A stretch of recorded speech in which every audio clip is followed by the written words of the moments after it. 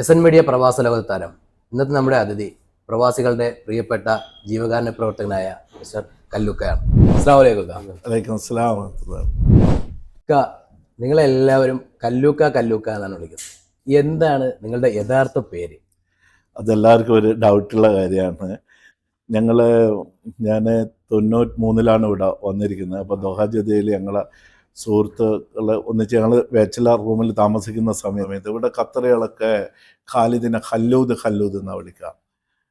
അങ്ങനെ ലത്തീഫ് ഖ എന്ന് പറയും. മൂപ്പരിപ്പം പ്രവാസമൊക്കെ വിട്ട് നാട്ടിലാണ്. ലത്തീഫ് ഖ ഖല്ലൂദ് എന്ന് വിളിച്ച് അത് പിന്നെ ഷോർട്ടായി കല്ലുവായി മാറി. ഇവിടെ ഇപ്പം കുറേ പേർക്ക് ഖാലിദ് എന്ന എൻ്റെ പേര് എന്ന് അറിയില്ല. പിന്നെ അത് വിളിച്ചാൽ എനിക്കെന്തോ വിഷമമുണ്ടെന്ന് ചിന്തിക്കുന്ന ആൾക്കാരുണ്ട്. അങ്ങനെയാണ് കല്ലുവായി മാറിയത്. അങ്ങനെയാണ് കല്ലൂക്ക. കുറേ പേർക്ക് ഡൗട്ടുണ്ട്. നമുക്ക് എന്താ പറയുക, ഒരു പേര് അങ്ങനെ എങ്ങനെയാണോ എന്ന് ഓർത്തിട്ട് വിളിക്കാതെ പോലും ഉണ്ട്. പക്ഷെ അത് കേട്ട് ഇപ്പം എൻ്റെ മക്കൾ പോലും കല്ലൂന്ന വിളിക്കുക. ഇപ്പൊ ഇവിടെ ഖത്തറിൽ പ്രവാസ ജീവിതം തുടങ്ങിയിട്ട് എത്ര നാളായി? ഞാൻ 93 ഓഗസ്റ്റ് 16 ഫസ്റ്റിൽ ഇവിടെ എത്തുന്നത്. കുറച്ച് പുറത്തൊക്കെ ജോലി ചെയ്ത് പിന്നീടാണ് ഹമദിൽ ജോലിക്ക് ജോയിൻ ചെയ്യുന്നത്. ഈ കല്ലൂക്ക എന്ന് പറഞ്ഞ് നമ്മളെല്ലാവരും കേട്ടിരുന്നൊരു കാര്യമാണ്. പക്ഷെ ഏറ്റവും കൂടുതൽ നിങ്ങളെ അറിയുന്നത് ജീവകാരുണ്യ പ്രവർത്തകൻ എന്ന പേരിലാണ്. അതിനെക്കുറിച്ച് എന്താണ് പറയുന്നത്? എന്നെക്കൊണ്ട് കഴിയുന്ന രീതിയിലുള്ള എല്ലാ എന്ത് കാര്യങ്ങൾ പറഞ്ഞു കഴിഞ്ഞാലും ഞാൻ നോന്ന് പറയില്ല. എന്നെക്കൊണ്ട് കഴിയുന്ന രീതിയിലുള്ള സഹായങ്ങൾ ഇല്ലേ മറ്റുള്ളവരുടെ അടുത്ത് എനിക്ക് ചെയ്യാൻ പറ്റാതാണെങ്കിൽ മറ്റ് ചെയ്യാൻ പറ്റുന്ന ആളുണ്ടെങ്കിൽ അവരോട് പറഞ്ഞ് ചെയ്യിപ്പിച്ചു കൊടുക്കാറുണ്ട്. പിന്നെ ഇത് മയ്യത്ത് പരിപാലനം ഇപ്പോൾ ഒരു 10 വർഷത്തിൻ്റെ മേളിലായി മയ്യത്ത് പരിപാലനം ഇതായിട്ട്. ഫസ്റ്റ് ഞാൻ KMCC അൽ-ഇഖ്സാം മയ്യത്ത് പരിപാലന കമ്മിറ്റി എന്ന് പറയുന്നത് അതിൻ്റെ ജനറൽ കൺവീനറായിരുന്നു. അതിലൊക്കെ ഇപ്പോൾ KMCC മയ്യത്ത് പരിപാലന കമ്മിറ്റിയിലില്ല.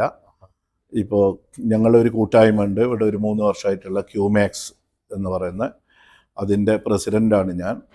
മഹമ്മൂദ് ഖാൻ്റെ ഉപദേശക ബോർഡിലുള്ളതാണ്. ഞങ്ങൾ അധികവും ഒന്നിച്ച് ഉണ്ടാവാറുണ്ട്. അപ്പോൾ ഇതൊരാൾക്ക് ഒറ്റയ്ക്ക് മയ്യത്ത് പരിപാലനം എന്ന് പറയുന്ന ഒരാൾക്ക് ഒറ്റയ്ക്ക് ചെയ്യാൻ പറ്റുന്ന ഒരു സംഭവമല്ല. എന്താണെന്ന് വെച്ച് കഴിഞ്ഞാൽ നമ്മൾ ഡ്യൂട്ടീൻ്റെ ഇടയിലാണ് ഇതൊക്കെ ചെയ്യുന്നത്. അപ്പോൾ മെയിനായിട്ട് മഹമ്മൂദ് എൻ്റെ കൂടെ ഉണ്ടാവും. അതുകൂടാതെ മറ്റു ഞങ്ങളെ കൂട്ടത്തിലുള്ള ആൾക്കാർ വിളിച്ചു കഴിഞ്ഞാലും പിന്നെ KMCCൻ്റെ സഹായം വേണ്ടിയവർ അതും എൻ്റെ സുഹൃത്തുക്കൾ തന്നെ അതിലുള്ളത് അവരോടും സഹായം തേടലുണ്ട്. എന്നെ കൊണ്ട് കഴിയുന്ന ഞാൻ അവർക്കും ചെയ്തു കൊടുക്കാറുണ്ട്. കൊറോണ സമയത്ത് നമുക്കിവിടെ ഒരുപാട് പ്രവാസികൾ മരണപ്പെടുകയുണ്ട്.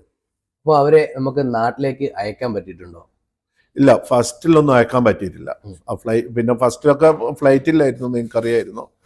പിന്നെ ഇവിടെ ആ സമയത്ത് ഇവിടുത്തെ ഖത്തർ ഗവൺമെൻറ് അതേപോലെ നമ്മുടെ ഇന്ത്യൻ എംബസി ഒക്കെ ചെയ്ത് നമുക്ക് തന്ന സഹായങ്ങൾ പറയുന്നതിലും അപ്പുറത്തായിരുന്നു. ഇപ്പോൾ മോർച്ചറി സ്റ്റാഫാണെങ്കിലും എല്ലാവരും പേടിച്ച് നിന്നൊരു സമയത്തും എല്ലാ ബോഡികളും ഇവിടെ മുസ്ലിംസിൻ്റെ ഒക്കെ അബോമൂറിലാണ് മയ്യത്ത് വെക്കുന്നത്. മറ്റേ മുസ്ലിംസ് അല്ലാത്തത് ദുഃഖാനിലാണ്.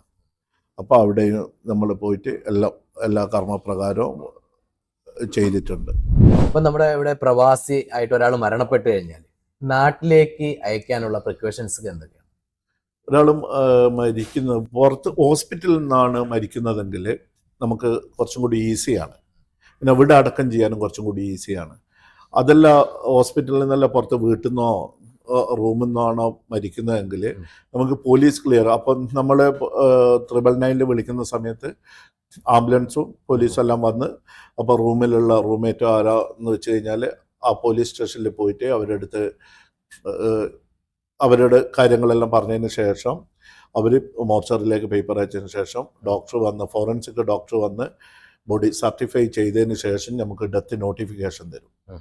ആ നോട്ടിഫിക്കേഷനായിട്ട് ഏത് പോലീസ് സ്റ്റേഷനാണ് അവിടെ പോയി കഴിഞ്ഞാൽ അവിടുന്ന് നമുക്ക് പോലീസ് ക്ലിയറൻസ് കിട്ടും. ആ പോലീസ് ക്ലിയറൻസുമായിട്ട് മോർച്ചറിയിൽ വന്നു കഴിഞ്ഞാൽ ഈ ഡെത്ത് നോട്ടിഫിക്കേഷൻ്റെ ഒറിജിനൽ, അപ്പോൾ ഇതിനൊക്കെ ഒറിജിനൽ ID, പാസ്പോർട്ട്, പിന്നെ ആരാണോ കമ്പനിയുടെ PRO അവർ പോകണം പോലീസ് സ്റ്റേഷനിൽ, അല്ലെങ്കിൽ സ്പോൺസർ പോകണം. അപ്പോൾ അതിനുശേഷം നമ്മുടെ ഹമദ്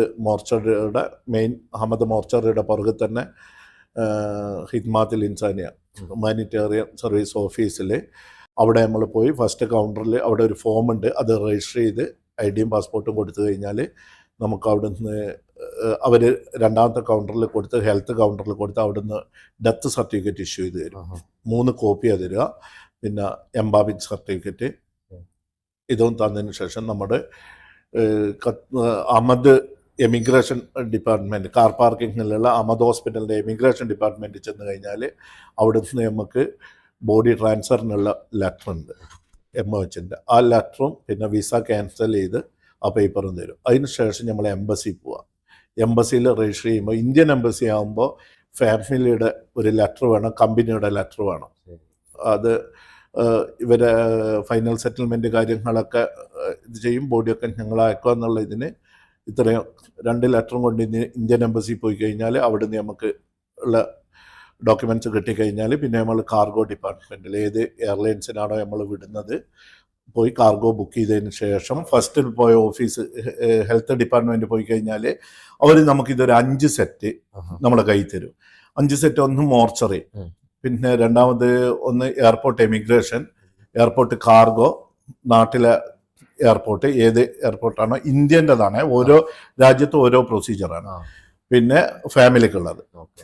അപ്പോൾ ഇതും കൊണ്ട് വീണ്ടും നമ്മൾ മോർച്ചറിയിൽ ആ ഡോക്യുമെൻറ്റ്സ് കൊടുത്ത് എയർപോർട്ട് എമിഗ്രേഷനിൽ പോയിട്ട് അവിടുന്ന് സ്റ്റാമ്പ് ചെയ്തതിന് ശേഷം കാർഗോ ഡിപ്പാർട്ട്മെൻറ്റ് പോയി ഇപ്പോഴത്തെ ഇതിൽ നമ്മൾ ഒറിജിനൽ പാസ്പോർട്ട് ഈ ഡോക്യുമെൻറ്റ്സ് എല്ലാം നാട്ടിലെ എയർപോർട്ടിലേക്കുള്ളതും ഫാമിലിക്കുള്ളതും ഡോക്യുമെൻറ്റ്സ് അവിടെ കൊടുത്തു കഴിഞ്ഞാൽ അവർ നമ്മളെ ഈ എമിഗ്രേഷൻ ഡിപ്പാർട്ട്മെൻറ്റ് കൊടുക്കുന്ന ഇതിൽ നിന്ന് ഒരു പേപ്പർ അവരെടുത്തിട്ട് 3 പേപ്പർ നമുക്ക് തിരിച്ചു തരും.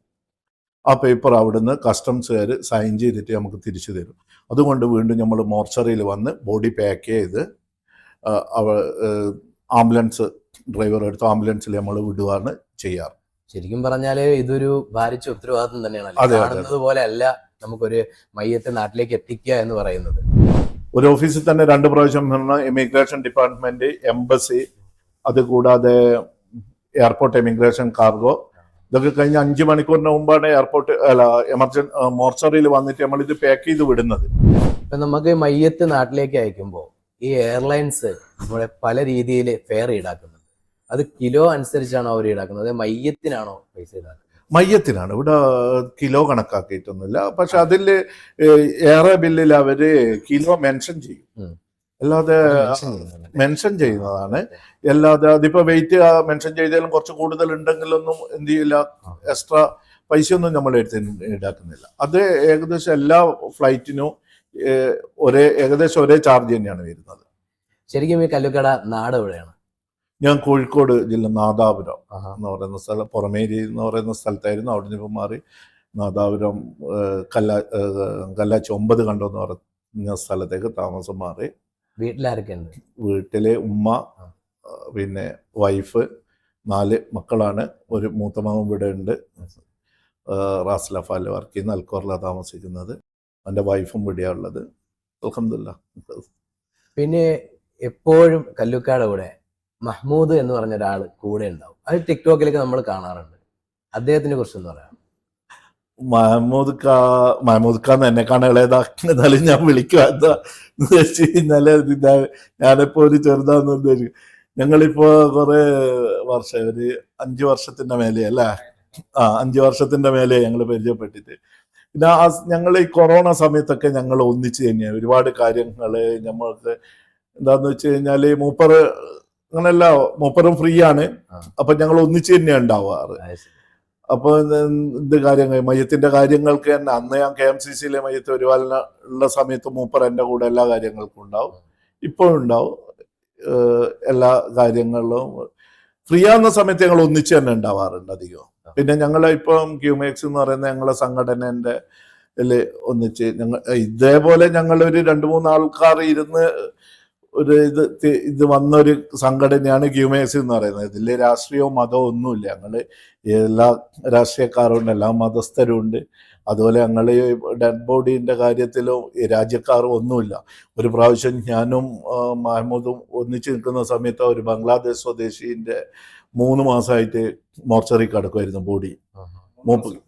3 മാസം കൂടുതൽ. അത് മഹമ്മദ് തന്നെ ടിക്ടോക്ക് ചെയ്തിരുന്നത്. അങ്ങനെ ഇയാൾക്ക് എന്താ ചെയ്യേണ്ടത്, എംബസിയിൽ നിന്ന് ഒരു ഇത് ബോഡി അയക്കാനുള്ള പൈസ കിട്ടുന്നത്. അങ്ങനെ എംബസി പോയി സംസാരിച്ച സമയത്ത് അവർ പറഞ്ഞ് അവരെ ഗവൺമെൻറ് ലോ പ്രകാരം ഒരാൾ മരിച്ചു കഴിഞ്ഞാൽ അവർ നാട്ടിൽ നിന്ന് പൈസ കൊടുക്കുന്ന കാരണം ഇവിടുന്ന് എംബസി പൈസ കൊടുക്കില്ല. അപ്പോൾ ഞാൻ പറഞ്ഞു നിങ്ങൾ എന്ത് തന്നെ ഇത് ചെയ്ത് കഴിഞ്ഞാൽ 2 ദിവസം കൊണ്ട് നിങ്ങൾ ബോഡി അയക്കും. ആ പറഞ്ഞതുപോലെ തന്നെ 2 ദിവസം കൊണ്ട് നിങ്ങളെ പല ആൾക്കാരും സഹായിച്ച് ബോഡി ഞങ്ങൾ ഇവിടുന്ന് കയറ്റി അയക്കാൻ പറ്റിയിന്. പിന്നെ പുള്ളിക്കാരൻ അന്ന് ഞങ്ങളോട് ഒരുപാട് നന്ദി. അങ്ങനെ ഒരുപാട് ആൾക്കാർ നമ്മളോട് പിന്നീട് കാണുമ്പോൾ ഒത്തിരി നന്ദിയും പ്രാർത്ഥനയും ഒക്കെ ഉണ്ടാവാറുണ്ട്. ഇപ്പോൾ ഇവിടെ ഒരുപാട് ജീവകാരുണ്യ പ്രവർത്തനങ്ങൾ നിങ്ങൾ നടത്തുന്നുണ്ട്. മയ്യത്ത് പരിപാലനം ഉൾപ്പെടെയുള്ള, മയ്യത്തെ കയറ്റി വിടുന്നത് ഉൾപ്പെടെയുള്ള, ഇതൊക്കെ എന്തുകൊണ്ടാണ് നിങ്ങൾ ടിക്ടോക്കിൽ, അത് സോഷ്യൽ മീഡിയയിൽ നിങ്ങൾ ഉൾപ്പെടുത്തുന്നത്? അത് മെയിനായിട്ട് എന്ന് പറഞ്ഞാൽ മൂപ്പർ ഒന്നിനും സമ്മതിക്കില്ല. എന്തിനാ നമ്മൾ ചെയ്യുന്നത് പഠിച്ചോൻ അറിഞ്ഞാൽ മതി, നാട്ടുകാർ. പക്ഷേ ഇത് ജനങ്ങളിലേക്ക് എത്താൻ വേണ്ടി ഞാനിപ്പോൾ ഒരു 2 ആഴ്ച മുന്നേ ഒരു വീഡിയോ ഇട്ടിരുന്നു. അപ്പോൾ അതിന് ഒരുപാട് കമൻസും വന്നു. അങ്ങനെ ഒരാൾ മരണപ്പെട്ടാൽ എന്താ ചെയ്യേണ്ടത് എന്നുള്ളത് ഒരുപാട് ആൾക്ക് അറിഞ്ഞൂടാ. അതെ. അപ്പോൾ അത് കല്ലൂക്കാനോട് ഞാൻ പറഞ്ഞു നമ്മളതിൽ ഇറങ്ങുക തന്നെ വേണം. കാരണം ഒരുപാട് ആൾക്കാർക്ക് അറിഞ്ഞൂടാതെ അത് നമ്മൾ എത്തിച്ചു കൊടുക്കണം. അതിപ്പോൾ സോഷ്യൽ മീഡിയയിൽ തന്നെ സാധിക്കുള്ളൂ. അതെ, തീർച്ചയായിട്ടും. അപ്പോൾ അത് ഇയാൾ സമ്മതിക്കില്ല. അതാണ് മെയിൻ കാരണം. അല്ല, അതിൽ ഒരുപാട് പേർക്ക്, ഇപ്പൊ നിങ്ങൾ പറഞ്ഞ കണക്ക് ഒരുപാട് പേർക്ക് അറിഞ്ഞുകൂടാത്ത ചില സംഗതികളുണ്ട്. അതെ അതെ. അപ്പോൾ ഇതൊക്കെ ഇപ്പൊ ശരിക്കും ഇന്ന കാര്യങ്ങൾ ഇന്നതുപോലെ ചെയ്യണമെന്ന് സോഷ്യൽ മീഡിയയിലൂടെ നമ്മൾ പറയുമ്പോൾ ചിലരെങ്കിലും അത് നോക്കിയിട്ട് അതുപോലെ ചെയ്യാൻ ശ്രമിക്കും. മറ്റു ചിലര് ഒന്നും അറിഞ്ഞൂടാതെ പോലെ ആരെ വിളിക്കണം, എവിടെ തുടങ്ങണം എന്നറിഞ്ഞൂടാതെ നിൽക്കുന്ന ഒരു ഒരു യാത്ര ചെയ്യുമ്പോൾ ഇവിടുന്ന് ഒരു കമ്പനിയിലുള്ള ഒരാൾ മരണപ്പെട്ടിട്ട് അവർ എന്തെല്ലോ പേപ്പർ വർക്ക് ചെയ്യുന്നുണ്ട്. പക്ഷേ മൂപ്പറ ഞങ്ങൾ ഒരുമിച്ച് യാത്ര ചെയ്യുമ്പോഴാണ് വിളി വന്നത് എന്തൊക്കെയാണ് ചെയ്യേണ്ടതെന്ന്. അപ്പോഴും ഞാൻ പറഞ്ഞു നമ്മൾ ടിക്ടോക്കിലൂടെയോ ഇൻസ്റ്റയിലൂടെയോ എല്ലാം വീഡിയോ ഔട്ട് ചെയ്യണം. എന്നാൽ അത് ജനങ്ങൾക്ക് ഉപകാരമായി. ഇപ്പം മൂപ്പറ വലുതാക്കേണ്ടിയിട്ടൊന്നുമല്ല. അതെ അതെ, ജനങ്ങൾക്ക് ഉപകാരം ഉണ്ടാവും. തീർച്ചയായിട്ടും. ഇപ്പോ നമ്മുടെ സംഘടനയിൽ എത്ര പേര് പ്രവർത്തിക്കുന്നുണ്ട്? ഞങ്ങളെ സംഘടനയിൽ ഒരു 115ഓളം ആൾക്കാരുണ്ട്. ഇനിയും കുറേ പേര് വരാം. ഞങ്ങൾ മിഞ്ഞാന്നൊരു പ്രോഗ്രാം നടത്തിയതിന് ഇശൽ നില ICC അശോക് ഹാളിൽ വെച്ചിട്ട്. അതിൽ ഞങ്ങൾക്ക് കുറേ പേര് വന്ന് തിരിച്ചു പോകേണ്ടി വന്നു. ഞങ്ങൾ ഇത്രയും പ്രതീക്ഷയില്ല വർക്കിംഗ് ഡേ ആയിട്ട്. അപ്പോൾ